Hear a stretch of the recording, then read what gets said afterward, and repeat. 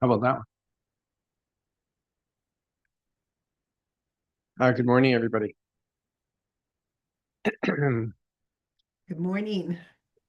Welcome to our Airport Valley Regional Airport Advisory Committee meeting for Thursday, July 17th. I'd like to call the meeting to order and recognize that we are doing our business today on the unceded traditional territory of the Upechusett and Sechot First Nations.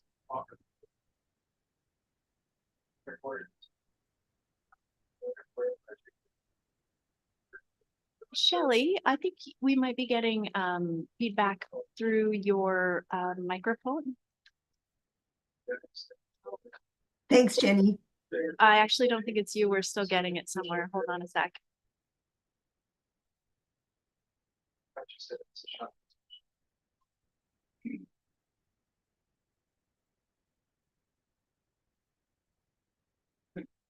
It reminded me to mute anyway, so thank you.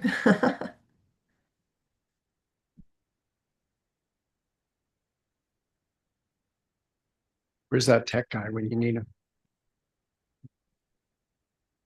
Oh, just in case. Okay.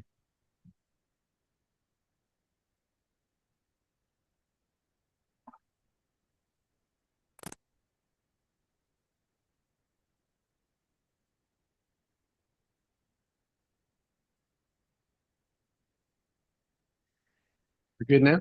We can go? Okay. Thank you, everybody. So first, I'd like to just go around the table and have people introduce themselves, please. And we do have a couple of one new face for sure, an important new face. So starting to my left. Mark Fortune, Airport Manager, based here. Dean Sept, Member at Large. Tom Rudy, City Councilor. Harley Wiley, Sichet, Elected Council. Mike Yan, Fire Chief, Sproul Lake Fire Department. Mike Sparrow, Regional Rep for Cherry Creek. Good morning. I'm Palma Penny Cote. I'm the Throat Lake Electoral Area Director. And good morning. I'm Jenny Brown. I'm the General Manager of Community Services. Good morning. I'm Brett McLean, Airport Development Manager. And I'm Mike Rutan, I chair, and I am a member at large. And we have some people joining us from Zoom.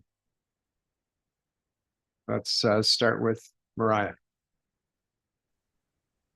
Good morning, everyone. I'm Mariah Keats. I'm you're muted, representative. Not sure why. One moment here. Let's see. Does that work this time? No? Not entirely sure why. It might be I can your headset. Sometimes, like, do you have a drop-down microphone or something? No, my microphone is set to the camera. Oh, perfect. Not a problem. I had to go back to the headset to the camera. Thank you. Sorry about that. Good morning, everyone. My name is Mariah Keats. I'm the representative for the Ho-Chunk-Cosit Tribe Government. Happy to be here too. Thank you. And Shelley? Hi, Shelley Crest, Port Alberni Port Authority Chair.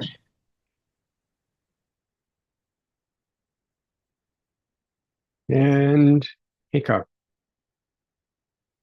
Good morning.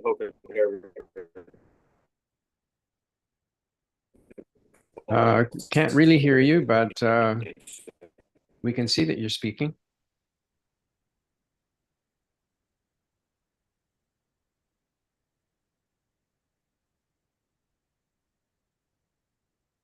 Yeah, I'm trying to get my I tried to get my headphones here working, but they're not giving me much luck today. Okay, we'll accept that. Move on. Jenny, would you like to introduce Brett a little bit more? Yeah. Please. Can Can you hear me at all? I think, Hikon, we can sort of hear you. Can you hear me now? Yes, that was better. No, nothing? I think you might have a hard time hearing us, maybe. No. Yeah. Thank you, Chair. Yes, I'd like to take a minute to introduce one of our new members to the team. So, as the committee has supported in the past, we've been looking to fill the position of an airport development manager for some time, and I'm very pleased to introduce, with a little bit of background for you all, Brett McLean. Brett comes to us with a lot of land development and lease management experience. She's done extensive contract management and both commercial and residential lease management down in the Victoria and sort of area in the south of the island. We're really excited to have her join us. She is going to, I think, help us out a lot with our stakeholder engagement and communications, which she seems to be very much excelling at already as she is new to the position. She's going to be working both for the AVRA committee and for the airport at AVRA, as well as our Long Beach Airport. So that is paid for out of those services because both airports have a lot of needs when it comes to how we're managing and improving the way we manage our leaseholders and development opportunities. So we're really looking forward to that, and we're excited to have Brett join the team. So thank you very much, Mike. Appreciate that. Thanks, Jay, and welcome, Brett. We have an agenda in front of us you've had a chance to look at. You need a motion to approve that agenda, please, Penny. Seconder, Mike, thank you so much. And any opposed? All in favor? Carried, thank you. Declaration for a conflict of interest, HICOG. We're looking at a couple of leases for Colson, so HACON wouldn't be able to be participate in that. Anything else? All right, then moving on, we have the minutes from the meeting held on April 17th, 2025. We need a motion to adopt those minutes, please. Penny and Mike. Anybody opposed? All in favor? Carried, thank you. I don't see any correspondence. So then we have a couple of decisions that we are looking at. And who is going to be introducing those? Brett, okay. Thank you, Mike. All right, so the first one on our agenda, Colson Aviation has submitted a preliminary lease application to secure a new parcel of land that is adjacent to their existing operations at AVRA. The proposed use of a laydown and storage area will support their hangar construction and expansion projects. The parcel is located on the northwest of their current lease, and it will not require water, hydro, or sewer. Wilson's has requested a 15% 5-year market value rate based on the concept that the site has limited value outside of their operational context. To balance this, we have recommended a stepped rate procedure or structure of 25% of market value in the first year, 60% in the second year, and 100% in the third year. This would generate approximately $83,000 in revenue. In summary, staff are recommending that the committee support this application with a 3-year lease and the step rate structure. Thank you. Sorry, questions, comments? Mike? Thank you. So we're going to move this as a laydown area. Are they going to do any modifications to the area besides leveling it off? Are they going to pave any of the area or anything like that, or just leave it as a natural laydown area? Nothing was planned, just a storage. If they're going to do any more modification, would it come back to the board? If they're going to pave them like that, so upgrade the area? It most certainly would, yes. Tom?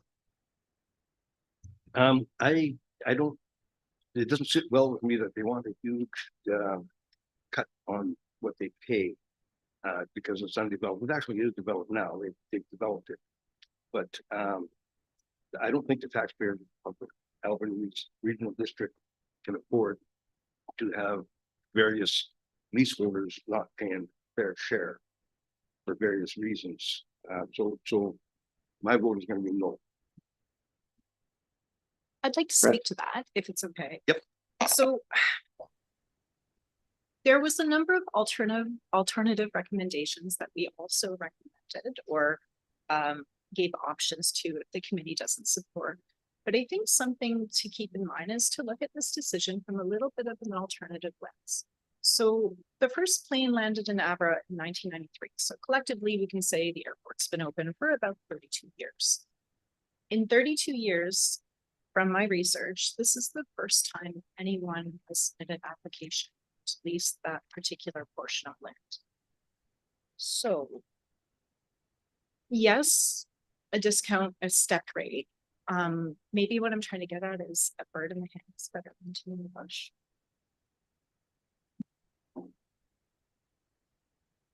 Mr. Chair, Go ahead, Shelley. thanks so much. I'm just curious at how 25% was arrived at.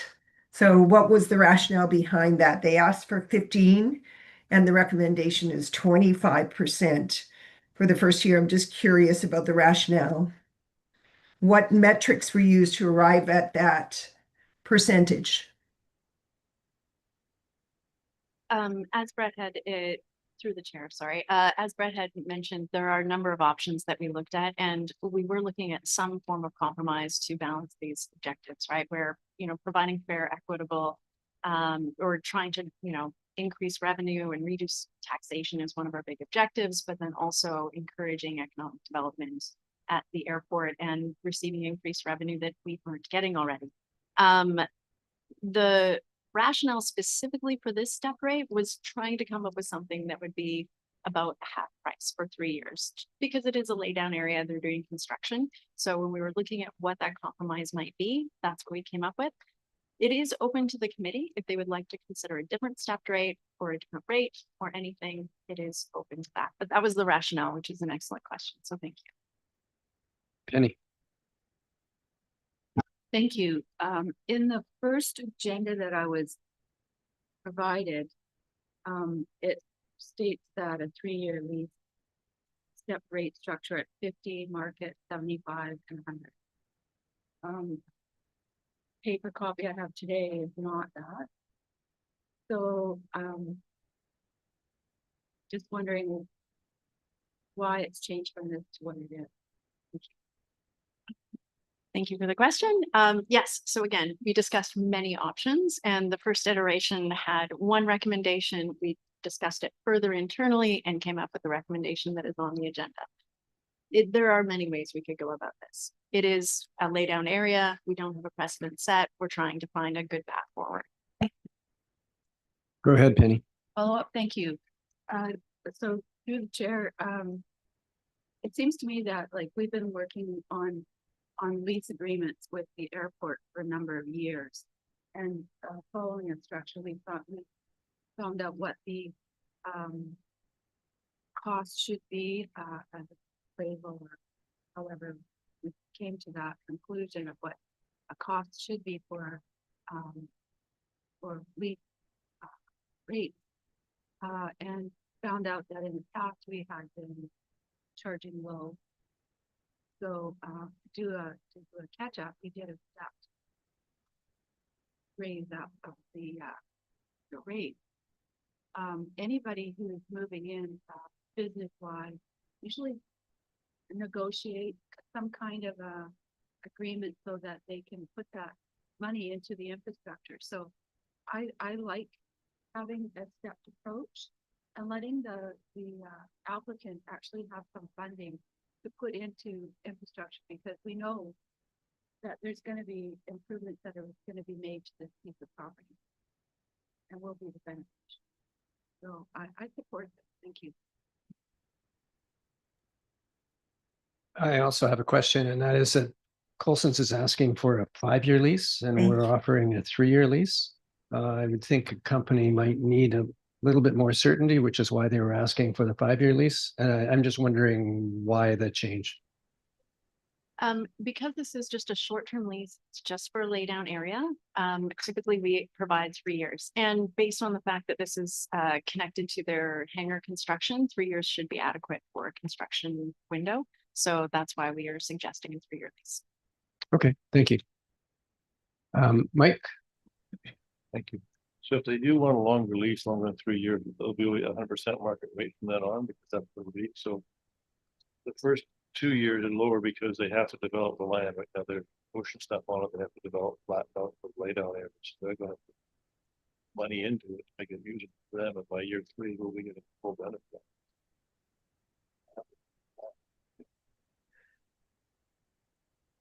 Sorry, first, can go I ahead, just- Penny. Mr. I Chair? mean, sorry, Shelley. That for some reason, when Penny was speaking and now when Mike's speaking, the volume's not all that great, and I've got pretty good hearing, and I've got my volume up at 80%. So I'm not quite sure if anybody else is having trouble hearing at times. Mariah, can you hear them or? It's definitely not the best kind of connection. It gets a little bit warbly sometimes, but I don't think that it's due to the internet per se. I think it's just kind of distance from microphones. I don't think it's too much of an issue. Thanks so much. I just wondered if there was, if maybe people could speak into the microphone a little bit more, a little bit, or there could be a volume adjustment. Thanks. Testing. Is that better? Not fantastic. I can hear you, Penny, but I think your microphone maybe is at an angle. I'm not sure. Is that better? Yeah, that's Okay, better. thanks. Thanks. Go ahead, Mike. Just so you know, this isn't the first time they've been complaining about my microphone, me not being loud enough. I've never heard that often. Yes, it does seem to happen with this microphone quite a bit. Thanks, Mike.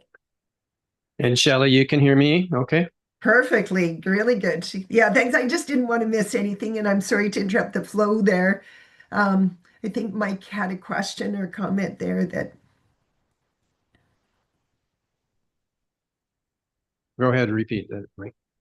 I think my question was to do with after 3 years, if they want to go and lease it longer than it's 100% market rate, and they are going to put stuff into it. Like they're going to have to develop a lot to make it a laydown area. It's not flat enough for laydown area, and they get rid of this pushing that. So they're going to invest money into it. At the end of the day, they're going to pay 100% in 3 years. So I'm good with that. Okay, Tom, follow up. Yeah, the laydown area, they're also building a rather massive shop down below beside the truck they have. And they had way too much material down there. So they took that material, brought it up to put it on top of the laydown area. And so it was a win-win for them. They've already done it because they're building the other shop. So yeah, it's a win-win for them. The money they put into it, they had to get rid of this dirt somewhere. So it worked out great for them. So then everybody benefits. Okay. Mike, I think we're ready for a decision. just a further question, Mike, if you don't mind, after Okay, sorry, Shelley. Harley there. I think Harley was next. Go ahead.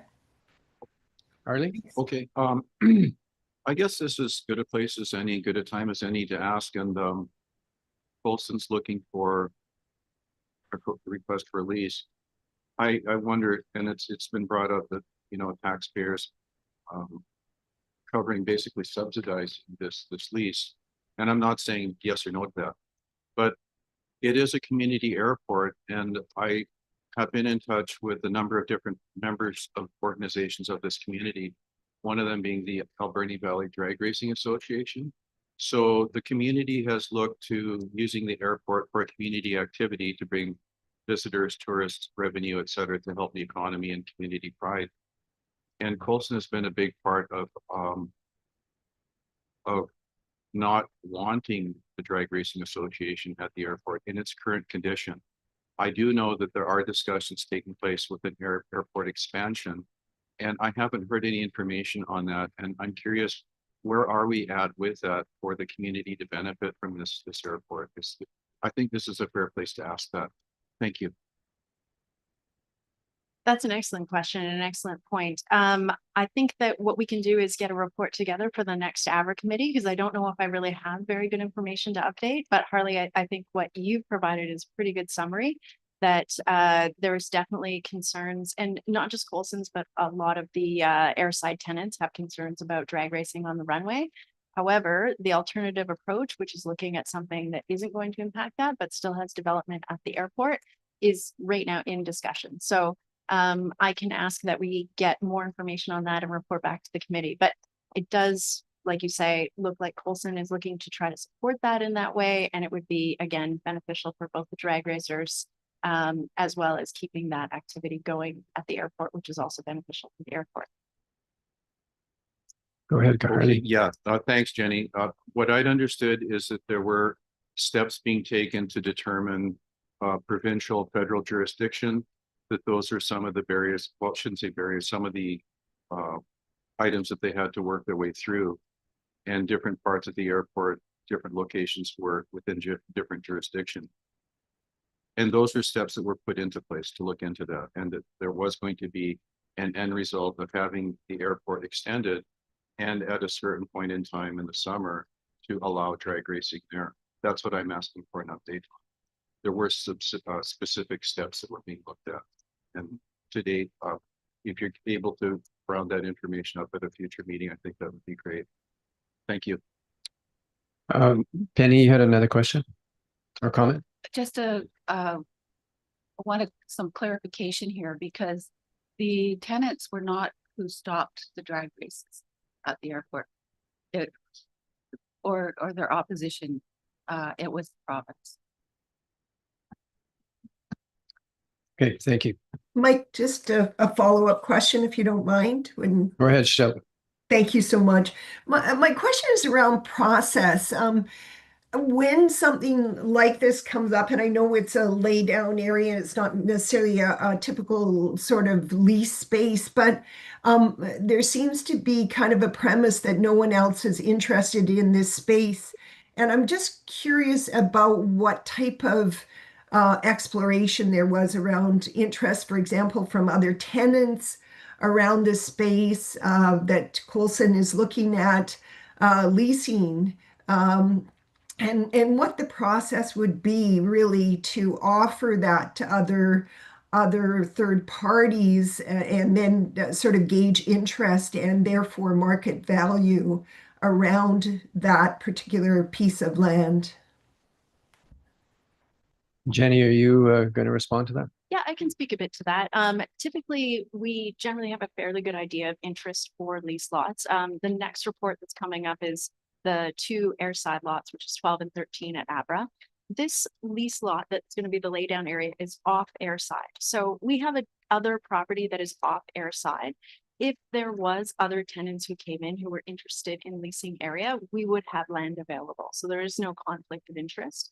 So we're not like, this is the only spot that's available and we're cutting our costs accordingly. So typically, like, that is a good question and good consideration. In this case, I don't think we're limited in our land, especially for these non-airside properties. Brett did mention early on that this is really adjacent to the Colsons, and so it would be less desirable to another firm if they were looking for airside land that was air related. So Great. Okay, thank you. Thanks. Supplemental, Harley? Okay, yes, and just to respond to Penny's comment, thank you for your comment. I wasn't implying anybody said no, but I think that's a good point. I think if we are going to have an update on this in the next meeting, for those of us that are new to this process or have been away from it for a while, a clear summary starting from when the application went through, what party has concerns about it, if the province. I think those are things that would help us. And Sishat has attended some of the meetings on this in the past, and I forgot about that until today's meeting coming up. And then I realized, oh yeah, where are we with that? So a summary on the history, like a briefing note, the issue, the history, the pros, the cons, etc. So if that could be done, I think it would help all of us. Thank you. Okay, Tom, are we talking about the motion that's suggested or something else? Well, just this is the first I hear of drag race on the airport.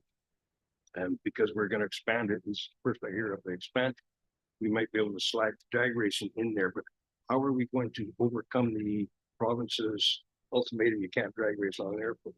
And that's something for that Jenny can bring back to us. It's a huge issue, but let's try and focus on the lease and what our response is to the first of the two leases. Okay. Okay, so we do have a suggested motion. Penny?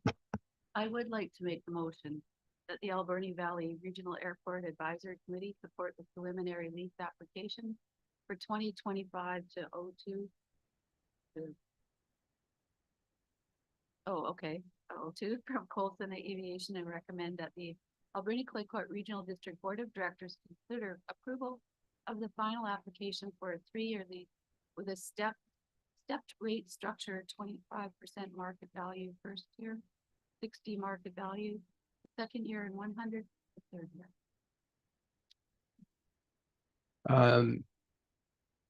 Anybody opposed to that? Oh, sorry, I need a seconder. My apologies. Is there a seconder? Okay. Dean, thank you. Opposed? Tom, thank you. In favor? Oh. Abstain? Okay, and in favor? And we have 4 in favor and the motion. 5. And sorry, did I see Mariah? Didn't notice. Yeah, okay. Motion carried. Then we have another lease that we're looking at. And Brett, I'll turn this over to you. Thank you. All right, Colson Aviation has submitted a preliminary lease application for lots 12 and 13 at AVRA.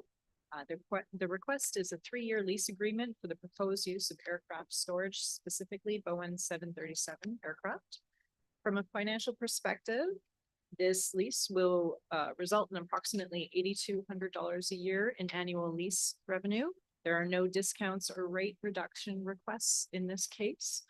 The proposed lease meets the zoning requirements and aligns with AVRA's strategic plan to expand development on the lands under the airport jurisdiction.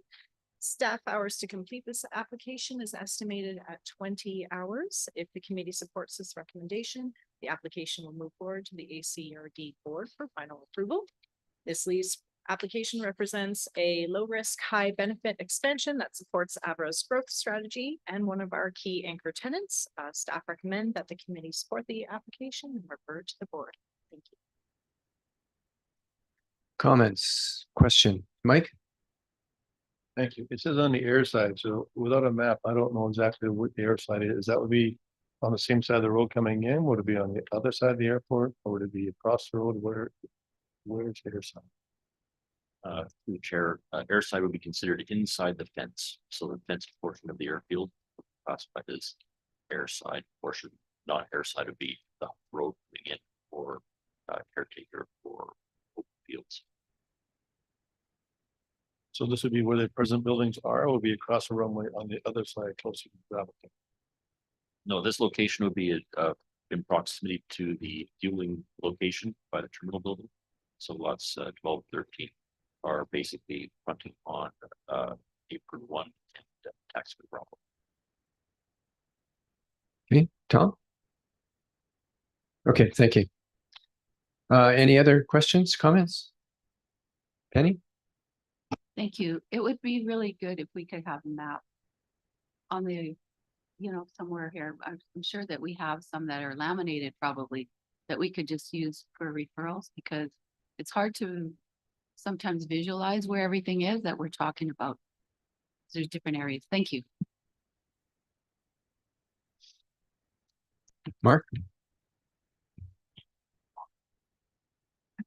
Is it possible to just throw up a Google image of the airfield and I could just play that on white circle? Okay. Okay. Tom?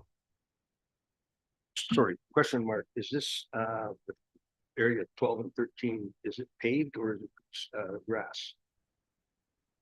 Through the chair, this area is currently grassed, unimproved. There are lease lots that were designated at the construction of the airfield. The proposal here is for us to come in and modify the substrate to be able to support those aircraft. And after their term lease, those lots will be improved for the next leaseholder to.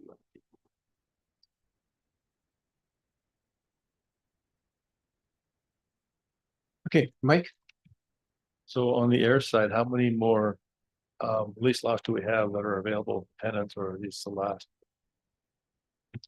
Through the chair, we have one lease lot remaining on airside before we look at an expansion and going across the road to the non-air side for future lease lots.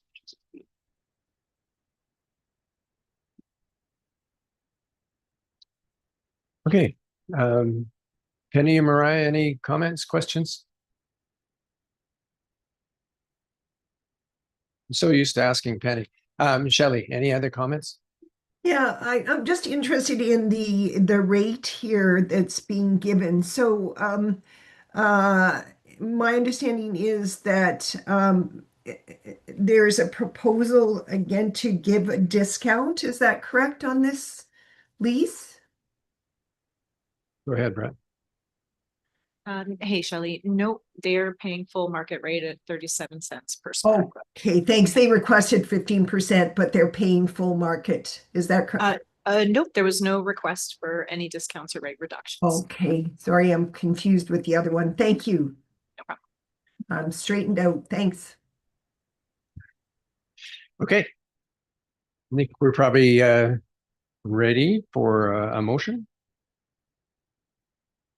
Penny, go ahead.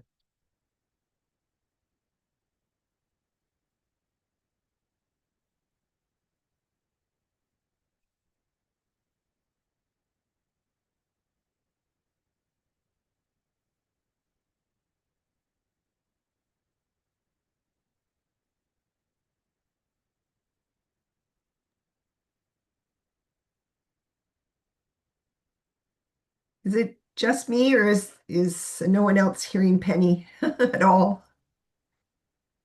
You're not hearing Mariah? No. For some reason or other, Penny, you're offline there for us. I don't know what it's. You look like it's red or something there, Mike. Yeah, I'm not sure if it's to do with the microphone itself, because yeah, it seems Sometimes to be it's on the live, line. but oh yeah, there we go. Now we Okay. go. We hear Okay. you. All right, I move that the Alberni Valley Regional Airport Advisory Committee support preliminary lease application 2025-004 from Colson Aviation and recommend that the Alberni Clayoquot Regional District Board of Directors consider approval of the final lease application. Is there a seconder? Okay, Dean, thank you. All those in favor? Abstain? Opposed? Motion's carried. Thank you.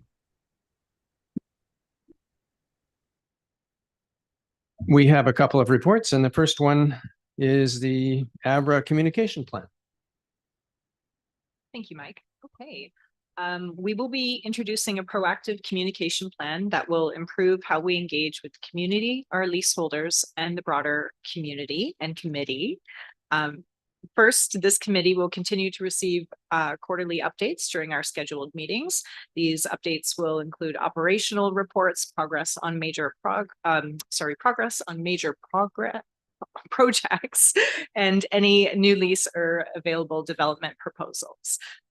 Once a year we will continue to submit an annual summary of AVRA's financial performance, so the committee remains informed of our fiscal health. We'll be telling more of the story at AVRA. So we have solidified 2 feature articles in the Scoop to spotlight successful tenant businesses and AVRA's contributions to the regional economic development. These articles will be published online to extend our reach. And finally, we'll measure the success of this communication plan through a number of leaseholder satisfaction and committee feedback operations. We're also going to keep a better eye on website traffic and the number of lease-related inquiries. Our goal is to keep everyone informed, engaged, and maybe even a little bit excited about what is happening at the airport. Thank you. Personally, I like it. I think it's important for the community at large to know what's happening out at our airport that we're putting money into. And it's important. It is really important. We've been working at it for what, 32 years now? So here we go. Comments? Penny. Thank you. Can you hear me? Okay. We really haven't celebrated our successes with the airport in the past, and it's time that people understood that our airport in the Alberni Valley really is a success. It's growing. It's creating employment for people, and we're getting recognized. And I think that the dream is coming true. Working with other organizations and trying to expand, regional district board staff are working to try and open up our airport to other opportunities as well. So I think it's, kudos. Happy to see, welcome Brett to the team. Wondering where your office is. I really like this communications report. Thank you.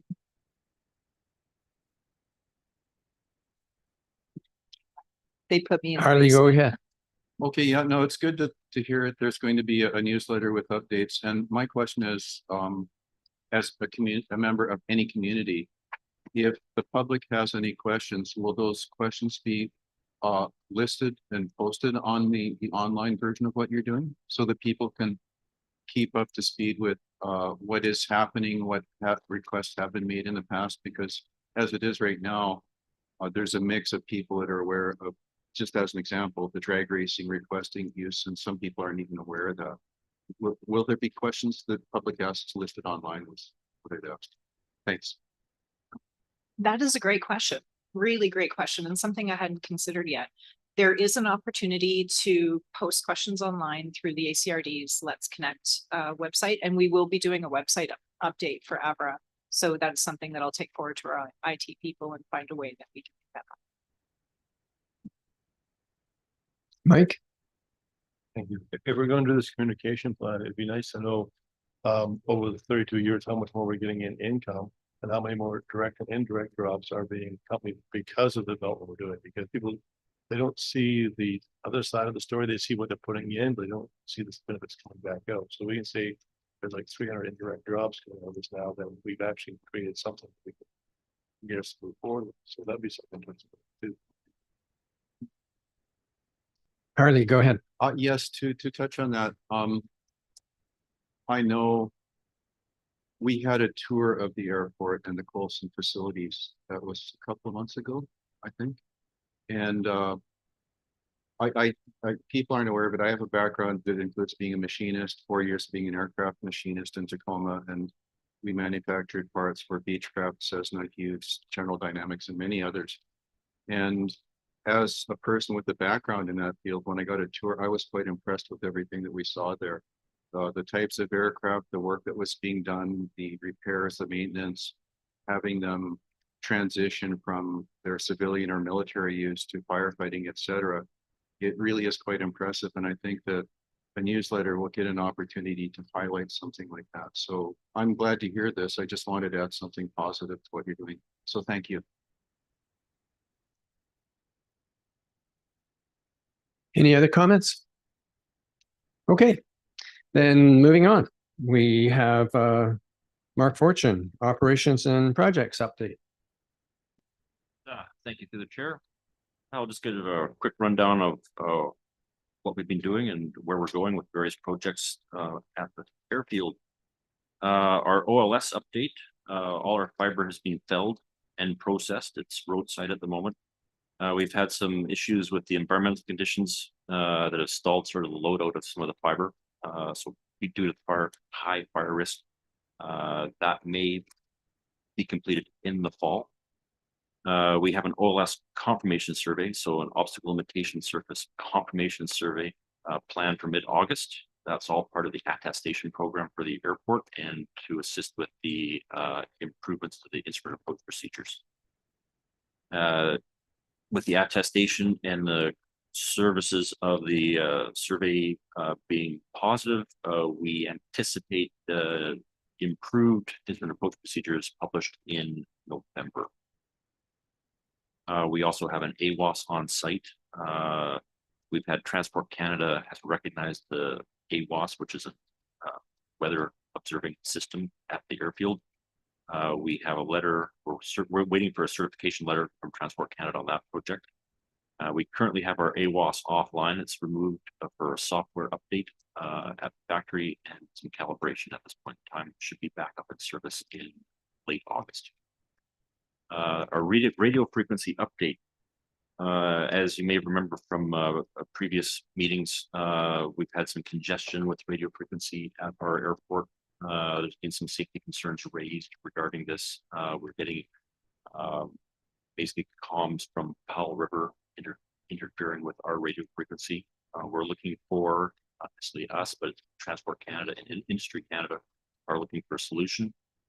One of the proposals that's come forward from Transport Canada, because we have such a limited frequency band under an ATF, airborne traffic frequency that we're currently signed, is going to a mandatory frequency. Now, usually a mandatory frequency would be supported with a remote communication outlet.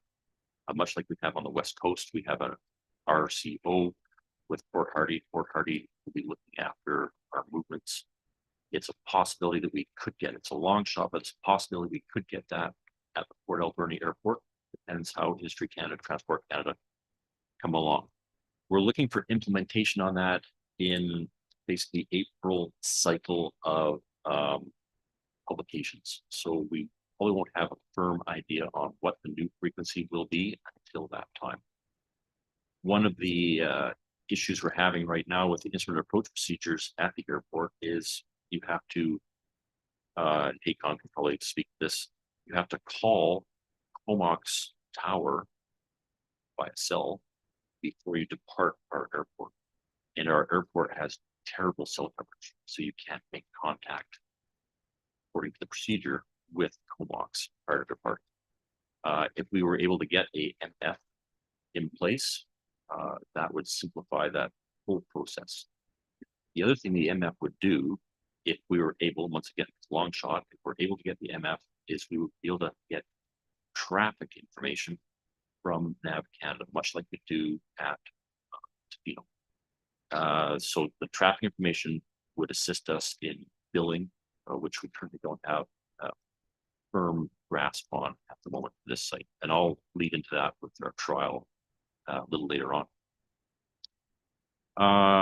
TELUS Fiber optic update. We have had the fiber pulled along the lines. We're just waiting for TELUS to finish the drops into various buildings. We actually have 8 drops provided by TELUS. One of those drops will be coming into the terminal building. They'll support terminal activities, and it'll also support our fuel system. So basically, TELUS is replacing all of their copper on site. Initially, when we proposed this a couple years ago, we were given a bill of about $70,000 to put TELUS fiber into the site, and now we're getting it basically free. So good thing we didn't pull the trigger back then. The budget for it. The airfield maintenance building update. We had made an application through the British Columbia Air Access Program, DCAP, and our application for the 2025 year was not supported with ACAP. So staff will be reviewing options and bringing recommendations forward for 2026 option on that project. Just a quick lease update. This is more in Brett's realm, but we've been working with the BC Wildfire for some time since COVID on expansion, and we're finally moving ahead with that. We should have some information for you at the next meeting for that project. Airfield maintenance, we've been lucky this year in the fact that we've been able to hold off our, fire hazard rating for some time. So we've had a good month and a bit of crew conducting extensive vegetation management on the airfield. We've basically been concentrating on the air side portions of inside the fence. We haven't been able to get to the outside of the fence this year. We had to withdraw because of the fire risk that we're currently experiencing in the valley. But we managed to get quite a bit done this year. We had a trial with the Alpha Aero Movement Tracker. So that's the AAMT. A trial was conducted between May 1st and June 15th with this process. And this is a process where we're actually tracking transponder codes for aircraft that are taking off and landing at the airfield. During that period, we had a total of 279 aircraft movements that were recorded through the AAMT program. Key findings were 31 movements were associated with jet or turbine powered aircraft. 94 movements were military, and approximately 36 were distinct ADS-B equipped aircraft. Now, this information we've never had before, but we're only capturing about 56% of the actual movements at the airport with this information. So we're capturing basically large scale commercial charter traffic and or base traffic. A lot of the glider movements wouldn't be captured with this because they're not usually transponder equipped. So for example, when we look at our caretaker observations for say June, our caretaker observations come in at about 371 movements for June, where the AAMT reported 209 movements. So there's a little bit of disconnect there. Once again, if we were successful in obtaining an MF with a remote communication outlet with a third-party NAV Canada site, we could possibly import that data. But this still requires further review. But it's a step in the right direction. Just to back up on this, we had a noise complaint from Central Lake proponent about low-flying helicopter traffic back in June. And we were able to utilize this program and find out that it wasn't the Coulson group that was flying low at between 10 and 11 o'clock. It was actually Cormorant from 442 Squadron doing training at that time. Without this sort of program backup, we wouldn't be able to access that information. So there's positives, there's negatives. A lot of our grant applications that we're applying for right now are asking for movement data, which we can't accurately supply right now. So once again, this is one of the things we're going to have to look at moving forward, and we'll come up with a staff recommendation for the next meeting. And then just to top off on celebrating our successes, the Alberni Valley Flying Club is proposing a fly-in celebration at the airport, tentatively proposed for June 20th of 2026. And wondering if there's any comment or concerns regarding that from the committee as we move forward. And that's all I have. Penny, go ahead. Thank you, Mark. Thank you. I would really like to see us participate in the fly-in somewhat. Doesn't have to be at any great expense, but I'd really like to see us have some, the regional district, this committee have some presence there. Spreading the news and do communication through the regional district here and make sure that we publicize this event in the community. It's been ongoing for so many years.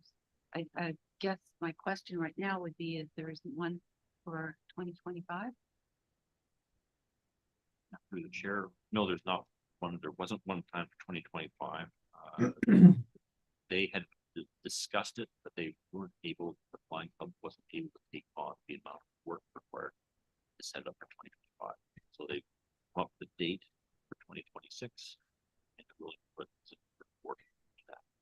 This wouldn't be classified as an air show because that requires a bunch of other regulatory requirements, but this would be a fly in. Shelley? I was just curious about what a fly-in involves because I'm not really that familiar with the details. I'm gathering that it's not an air show. People are flying in, but is there some further details around that?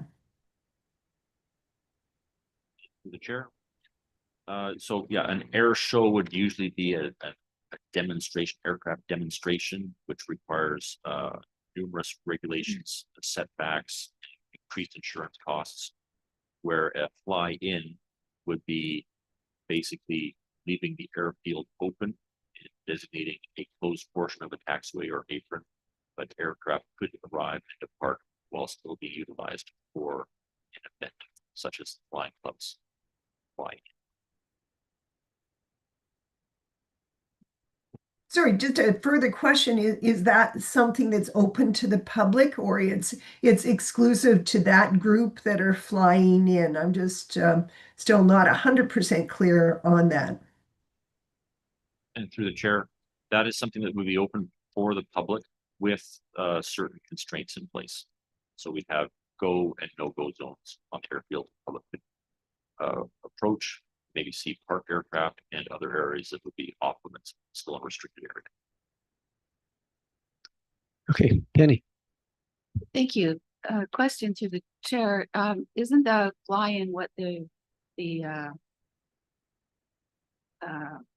airport group has done in the past? I don't know that there's been an air show, but I know I recall it being called fly-in, and there's been all kinds of different planes that have come in that people could see. And through the chair, yes, the last was it 2024? It was 2024. That was the most recent one that we've had, and that was exactly what we were proposing, or they would be proposing for 2026. So it would involve some restrictions. We'd have to shut down our fuel area, so that could be like a walkable public space. So there would be some restrictions, possible loss of business, but those would be advertised at that time. Okay, thank you. Tom?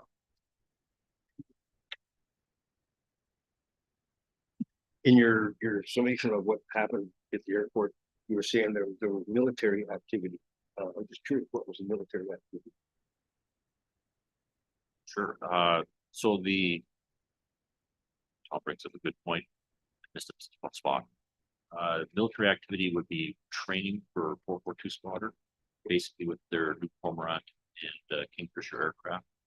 And I forgot to mention, we had a 442 Squadron event, a VIP event held on the airport late June, which involved one of the generals out observing a SAR exercise on the end of the airport. We do have photos for that have been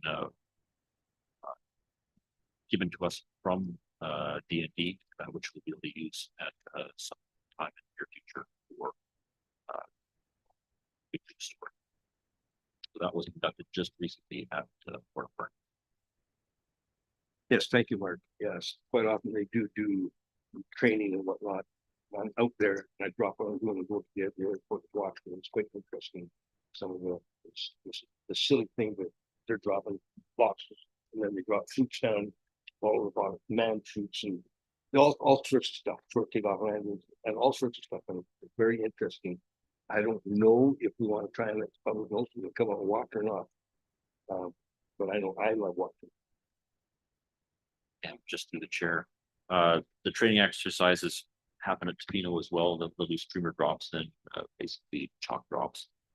That wouldn't happen as part of the fly-in, but we could also request, or the flying club could request for apparatus or equipment to be on site public display. And that's something we've given enough lead time and or what the workload is for the aircraft, that's something they could actually probably position on the field with crew. People walk through. I just think it might drum up some excitement towards the airport. We don't really need. Just, I don't know what it would involve. Okay, Harley. Yes, thank you. I just thought I'd add that I agree with what Penny was saying, and that this is an opportunity to let the community know and celebrate, highlight activities for the flying club. And as I was sitting here thinking, I remembered, I believe that it may have been the flying club that Wallace Watts got this initial pilot training, and he went on to become a commercial pilot in the US. I think he's retired now. But if that's the case, that would give Sishat a definite reason to support and participate in something like this. And I think that the community needs to know how valuable the service like that is, have information that might generate some new customers. And with that, you may find others that are willing to contribute in some way, whether it's cash, gifts, swag, or whatever. Thanks. Okay. Anything else? Mark, thank you so much for your report. And moving on then there's no late business, I don't believe. We do need someone to move acceptance of Mark's verbal report. Please, Mike, seconder. Tom, thank you. All those in favor? Any opposed? Carried. And question period. Any comments, questions from the public that may have come in? We did receive a question actually via email, which I'll be happy to read out. So I have a couple questions, comments for the AVRA committee. First one, I'm wondering if fuel prices will be staying the same or fluctuating with price of fuel deliveries. In general, fuel prices have gone down significantly over the past year in BC, but CBS 8 has stayed the same and quite high. For example, here are current fuel prices at nearby airports. $2.11 per liter in Qualicum, $2.14 per liter in Courtenay, and $2.20 per liter in Nanaimo non-member price. Currently, fuel price in Port Alberni is $2.69. Fuel costs for the tow plane are one of our biggest annual expense items at the Soaring Center, so any relief helps a lot. 2, I would like to recommend that the fuel system is improved with the addition of a basic hose bib, hose cabinet, and reels. Currently, the heavy fuel hoses must be manually coiled over a post, which often means dragging the hose on the ground, or occasionally visiting pilots just don't bother coiling it up back up properly. They are also continually exposed to UV sunlight in inclement weather in the winter. These fuel hoses and handles are expensive, so I think it would be in the best interest to protect them from the elements and provide a better service to aircraft owners by having a drum reel can be manually crank operated or powered.